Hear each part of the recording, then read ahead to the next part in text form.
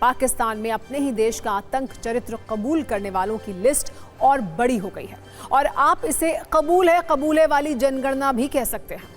फिलहाल इस लिस्ट का नया नाम है पाकिस्तान के पूर्व विदेश मंत्री बिलावल भुट्टो, जिन्होंने ये कबूल किया है कि हाँ, पाकिस्तान आतंकी पालता है। वैसे इसकी शुरुआत सबसे पहले पाकिस्तान के रक्षा मंत्री ख्वाजा आसिफ ने की थी।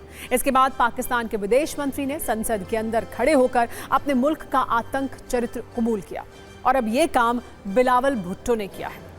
जैसे ख्वाजा आसिफ ने कबूल किया था कि पाकिस्तान पिछले 30 साल से आतंकी पाल रहा है और उन्हें फंड कर रहा है, उनके इसी बयान के जरिए भारत ने पाकिस्तान को यूएन तक घसीटा है। इसके बाद सामने आए पाकिस्तान के विदेश मंत्री इसाक डार, जो पाकिस्तान की संसद में ये बताते हुए बहुत फख्र महसूस कर रहे थे कि उन्होंने पहलगाम हमले के बाद यूएनएससी के डॉक्यूमेंट से आतंकी संगठन टीआरएफ का नाम हटवा दिया था।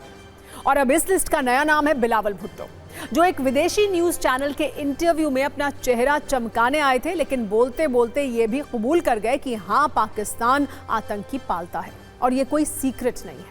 पाकिस्तानी सत्ता में बैठे वो लोग इस रील को जरूर देखें, जो यूएन के मंच से लेकर दुनिया के दूसरे देशों के सामने पाकिस्तानी एक्टर्स से भी ज्यादा अच्छी एक्टिंग करते हैं और कहते हैं पाकिस्तान आतंकवाद का पीड़ित है, पनाहगार नहीं।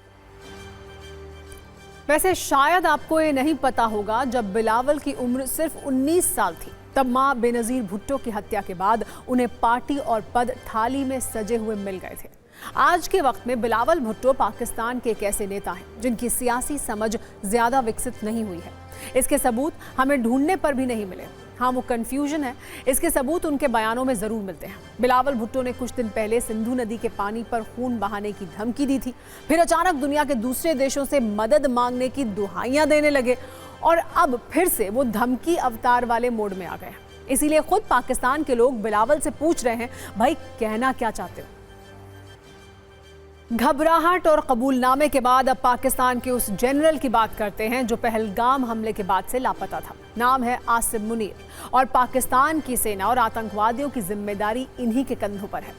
पहलगाम में आतंकी हमले के बाद से आसिम मुनीर लापता गंज का शिकार हो गए थे। वो कहीं दिख नहीं रहे थे। किसी ने कहा कि वो अमेरिका भाग गए, किसी ने यह भी कहा कि वो बंकर में छिप गए, किसी ने यहां तक कह दिया कि शहबाज ने उन्हें छिपा दिया है। कुल मिलाकर पिछले 10 दिनों से लापता जनरल आसिम मुनीर आज पाकिस्तानी टैंक पर मिले। उनकी एक तस्वीर आई जिसमें वो एक टैंक पर खड़े हैं। इस तस्वीर के साथ उन्होंने कुछ नई धमकियां भी रिलीज की, जो पाकिस्तानी न्यूज चैनलों पर तो हिट हैं, लेकिन युद्ध के मैदान में उनका फ्लॉप होना तय है। सत्ता की इस कुंजी में हम आपको 3 बातें बताएंगे। पहली बात, मुनीर की टैंक वाली धमकियों में फ्यूल कम क्यों है। दूसरी बात, कैसे मुनीर के पैरों तले टैंक खिसकने वाले हैं। और तीसरी बात यह कि पाकिस्तान में क्यों मौलाना वर्सेस मुनीर हो रहा है। सबसे पहले धमकियों की बात करते हैं। जनरल मुनीर पाकिस्तानी पंजाब के पास टिल्ला फील्ड फायरिंग रेंज में पहुंचे। यहां पाकिस्तान की सेना युद्ध अभ्यास कर रही है। मुनीर पर डरी हुई आर्मी का मनोबल बढ़ाने की जिम्मेदारी है। शायद इसीलिए यहां पहुंचते ही जनरल मुनीर ने एक भाषण तैयार किया। कुछ कमांडर्स के साथ एक टैंक पर चढ़ गए और बढ़िया HD क्वालिटी के फोटो खिंचवाए और माइक पकड़कर कुछ धमकियां रिलीज कर दी। लेटेस्ट धमकियों में उन्होंने ये कहा कि पाकिस्तानी सेना जवाब देने के लिए पूरी तरह से तैयार है। भारत के हमले का पूरी ताकत से जवाब देंगे। पाकिस्तानी सेना राष्ट्र की रक्षा का प्रतीक है। मुनीर को यह लग रहा है कि इतना करने से पाकिस्तानी आर्मी का मनोबल बढ़ जाएगा, लेकिन मुनीर ये भूल गए हैं कि उनकी धमकियों में फ्यूल की मात्रा बहुत कम है। दरअसल जंग की आहट से पाकिस्तानी आर्मी के अधिकारी और जवान नौकरी छोड़ रहे हैं। जनरल मुनीर पर पाकिस्तान की सेना का भरोसा कम हो रहा है। अफगानिस्तान बॉर्डर, बलूचिस्तान और POK तीनों जगह पर सेना परेशान है। ऐसे में मुनीर छोटे मोटे डायलॉग बोलकर सेना का मनोबल बढ़ाना चाहते हैं, तो प्रयास करें, लेकिन इन धमकियों से पाकिस्तानी चैनलों का काम तो चल जाएगा, पर भारत से 4 बार जंग के मैदान में हारने वाली पाकिस्तानी आर्मी का मनोबल बढ़ना मुश्किल ही नहीं, नामुमकिन है।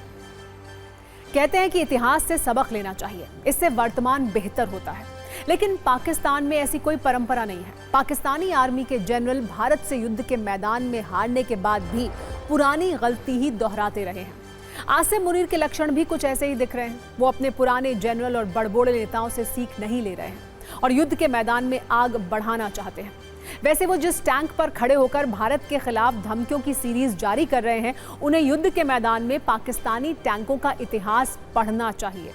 जब परमवीर चक्र से सम्मानित शहीद अब्दुल हमीद ने 1965 की जंग में पाकिस्तान को अमेरिका से मिले पैटर्न टैंक उड़ा दिए थे।